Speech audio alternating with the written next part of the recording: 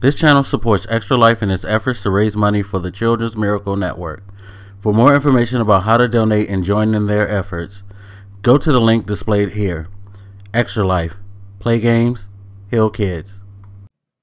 What up, everybody? This your boy Black Magus and Redskins Falcons. Didn't do this video yesterday because I was doing a charity stream and then I did a drunk stream. I'm kind of glad I didn't because one, I didn't want to flip out during the charity stream too much. Two, if I was drunk, this would probably be a lot worse than it's going to be. So Redskins fall to the Falcons 25-19. I believe it's final score. Yeah, 25-19 in overtime. It's weird because you could say that we actually played 4 quarters of football this time, but it seems like the last quarter of a game we can't complete. Why is that? Why the fuck is that? I don't know. It oh my god. Anyway, so defense. Let's talk about the good first. The defense looked really, really good. The defense has, been solid even with the injuries. They're coming into their own. Secondary had a really good day today. That's usually our Achilles heel, but the secondary actually stiffened up and they had a really good day. They kept the receivers on lock. Matt Ryan had an off day, a really off day, and they allowed that pass rush to get to him and contain them a little bit.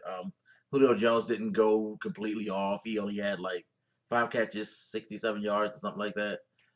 So good job overall by the defense. Now the bad. So Kirk Cousins, and see, here's the thing. You could try. I'm sure that Jay Gruden will try to bail him out again and blame the receivers on the 2 interceptions that he threw. Look at those plays again, people. I promise you. Pierre Garcon almost made a spectacular catch on a ball that was thrown behind him. He'd already crossed in his route. Cousins threw it late. Pierre reached back to try to get it, couldn't keep it, and the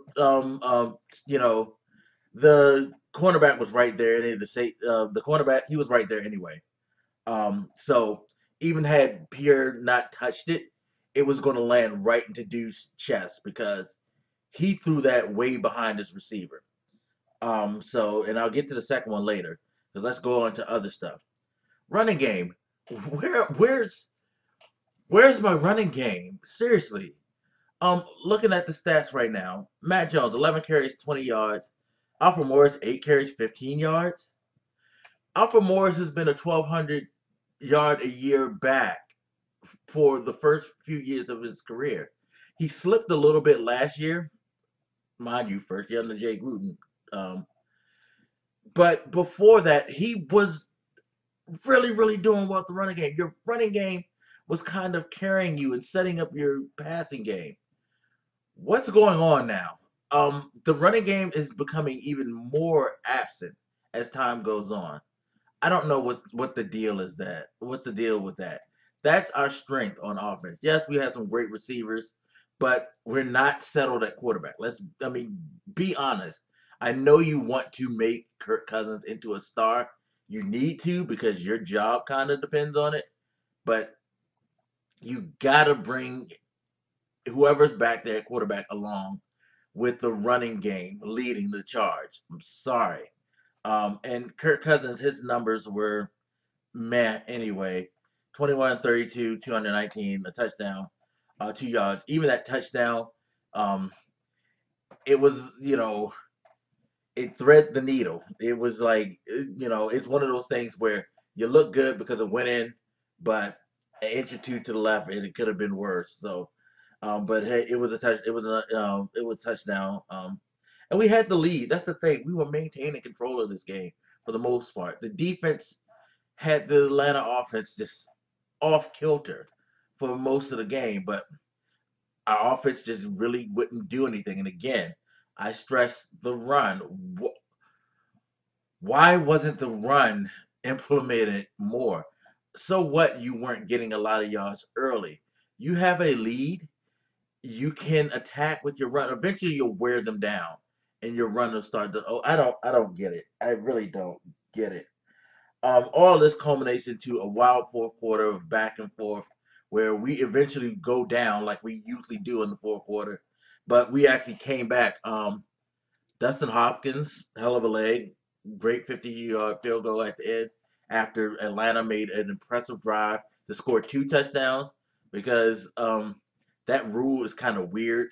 He already crossed the plane, um, but I guess the rule is if you hit the ground and it comes loose, then it's like it was weird because he hit the ground, then the ball came loose, which was a lucky break for us, but we couldn't stop him anyway. Freeman was going to get his touchdown regardless, so whatever. Then we go to overtime, and then we go to the second interception. Again, some of you may say, well, Grant fell. Please look at that throw. That throw was, again, behind the receiver. He threw it like Grant turned as if he was doing a kind of like a hook, type of pattern and to the inside. That ball was to the outside, like he was throwing, a corner pass. And again, right to the defender. Why would you throw that ball there? Either there was a community. I mean, okay, let's bail Kurt out like Jay Gruden's going to say. He's probably going to say there's a miscommunication between them. Grant took the wrong route. Okay. It was a bad throw. It was a really bad throw. And it was returned for 6. And in the game, Redskins go home with another loss. Had a chance to knock off one of the undefeateds. Didn't go so well. So, yeah, but good performance by the defense. Glad to see they're coming along. And maybe we can get back to that Greg Williams type of era where that defense is always if they bend, don't break. But it's kind of like the Greg Williams era. We might be in a situation where our offense just won't do anything to help them out. Run the ball, please. Run the goddamn ball. But anyway, you guys hit me up. Let me know what you think, and I'll holler at you later. This your boy Black Makers, and I'm out. Deuces.